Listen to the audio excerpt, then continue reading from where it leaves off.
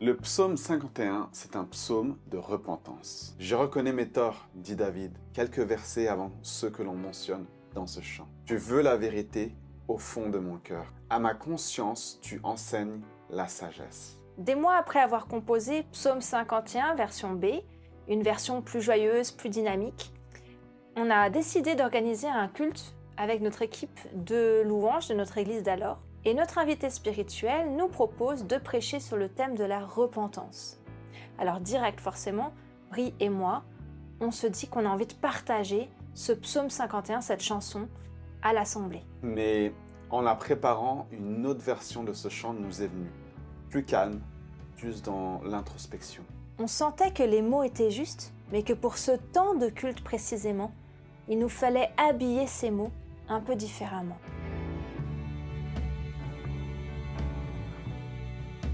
Cette version est née d'un temps de répétition avec Adine, où l'on a demandé à Dieu comment on devait jouer ce chant.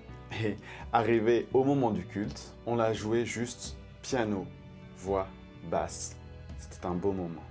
Et on a décidé de garder les deux versions. On a commencé à réfléchir à l'arrangement qu'on voulait pour l'album. J'ai très vite imaginé l'idée d'avoir le quatuor. Du coup, j'ai créé les partitions et rapidement on s'est tourné vers notre ami, chef d'orchestre et joueur de basson, Olivara Kotunanahari, pour qu'il vérifie mes partitions et qu'il les corrige. Et là, en pensant à Oliva, on s'est dit, il faut trop qu'il joue dans notre album. C'est tellement beau de l'entendre jouer du basson, et non, ce n'est pas du hautbois. Il y avait vraiment quelque chose à faire. On lui a soumis l'idée, il était partant, du coup, je lui ai composé son solo. Et puis, on a aussi fait jouer Vincent, notre beau-frère, au saxophone. J'avais composé un solo pour lui, mais clairement, je ne suis pas encore hyper calée sur toutes les tessitures de tous les instruments. Et du coup, quand on l'a testé avec lui, je me suis rendu compte que clairement, il y avait des trucs que je lui demandais, que je lui proposais de faire, qui étaient impossibles. Du coup, on a retravaillé ensemble et on a créé ensemble le solo qu'on entend dans l'album. On aimait le fait que ce chant de repentance prenne son temps. Et cette prière, humble et personnelle, elle est portée par différentes voix. La voix d'Adine, la voix du contrebasse, du saxo, du basson, du quatuor, et même la batterie en fond. Et dans notre spectacle, il y a une danseuse qui exprime sa voix par son corps.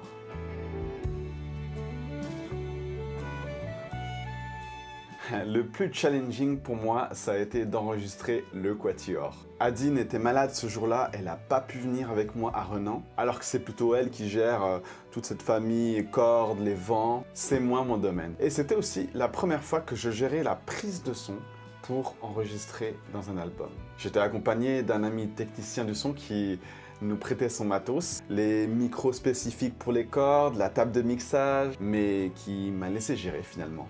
Oliva était là et il avait embauché 4 amis à lui, tous joueurs professionnels, qui sont venus déchiffrer et enregistrer les 3 morceaux de l'album dans la même journée. Pour la faire court, ce chant était un casse-tête à enregistrer. Parce qu'on a eu une brillante idée avec Adine, c'est de le faire avec un tempo évolutif. Ça veut dire qu'il accélère de manière subtile et progressive tout au long du morceau. T'avais remarqué ? Rien que gérer le logiciel son et d'essayer de mettre le tempo évolutif, c'était une vraie galère. Et parce que pour jouer tous ensemble et accélérer au même tempo tous ensemble, faut avoir le métronome. Et après, on a enchaîné les galères. Mais à la fin, après de nombreuses péripéties, on a réussi à avoir ce qu'on voulait. Et d'ailleurs, on a fait plusieurs prises et notre ingé son a tout gardé. Il les a superposés dans notre album, ce qui s'appelle un layering. Et ça rajoute une profondeur intéressante. De mon côté, ça a été un des enregistrements vocaux les plus difficiles. Ce jour-là, en fait, j'avais du mal à tenir debout. J'étais très fatiguée. J'ai des jours avec et des jours sans dans ma santé. Mais voilà, le studio était réservé, j'étais avec Enzo, l'ingé son, et franchement, j'y arrivais pas. Et du coup, il me dit, tu sais, on n'a qu'à peut-être reporter à une prochaine fois. Mais Adine insiste pour l'enregistrer coûte que coûte.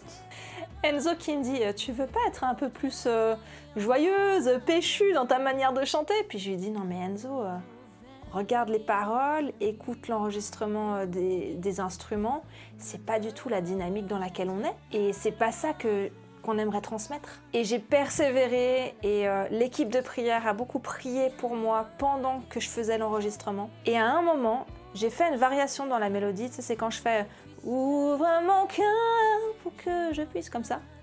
J'ai l'impression qu'à ce moment-là, j'ai tout lâché. Et du coup, les paroles, je les vivais dans mon corps. Quand on se sent vulnérable, comme je me suis sentie, il n'y a plus d'orgueil qui tient, genre je suis dans un studio en train de faire mon album.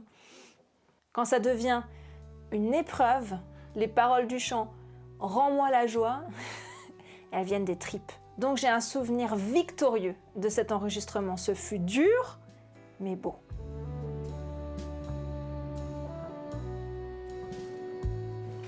Alors, la pépite. Je dirais que la pépite, c'est ce qu'on a appris avec toutes les galères, la multitude de galères que nous avons rencontrées pour pouvoir sortir ce chant. Oh là là. On va terminer, disons, l'enregistrement de ce chant, tu vois. Là là. Rien que d'y penser là. En fait, si on vous racontait tout, on en aurait pour 3 jours. Non, ça serait très long. De galères, de trucs qui se sont passés. Et on a vraiment appris qu'en fait, quand il y a quelque chose qui a été décidé par Dieu, en tout cas c'est notre conviction pour ce chant et pour cet album, il peut nous arriver toutes les galères. Il y a des solutions. Toujours. Pas que nous, on aurait pu Non. imaginer qui s'ouvrent. Et Dieu, il pourvoit en fait, à la fin, les choses peuvent se faire. Mais ça n'enlève pas les galères et le stress et tout ce qui va avec.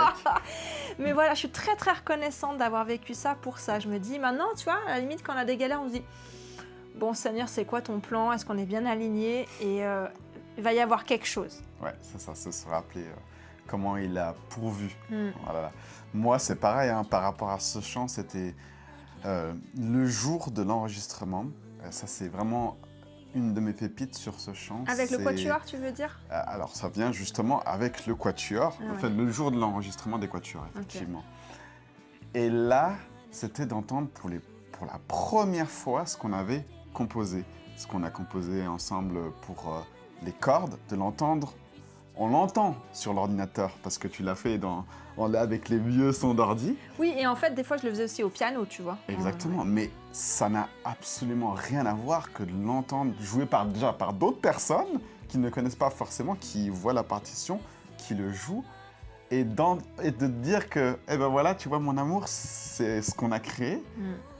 C'est vraiment, ce jour-là, j'étais rempli d'émotions. Je me rappelle, je t'avais envoyé une vidéo alors que tu étais malade. Oui, j'étais au fond du lit, je t'avais dit, trop de la chance, mais tu m'avais envoyé des petites vidéos qu'on a perdues, du coup, depuis. Ouais, elles se sont volatilisées malheureusement, mais voilà, je sais que c'était vraiment un bon moment. Et voilà, ça fait partie d'une des pépites parmi tant d'autres dans cette aventure.